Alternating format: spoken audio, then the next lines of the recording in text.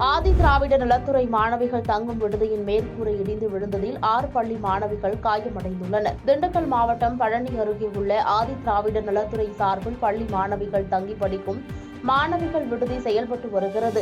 35க்கும் மேற்பட்ட பள்ளி மாணவிகள் தங்கி படித்து வரும் இந்த விடுதியின் மேற்கூரை இன்று காலை இடிந்து விழுந்ததால் மாணவிகள் காயமடைந்துள்ளனர். இன்று காலை பள்ளி செல்வதற்கு முன்பு விடுதியில் அமர்ந்து காலை உணவு சாப்பிட்டுக் கொண்டிருந்த போது திடீரென மேற்கூரை இடிந்து விழுந்தது. இதில் உணவு பரிமாறிக் கொண்டிருந்த சமையலர் உள்ளிட்ட 6 பேர் காயமடைந்தனர்.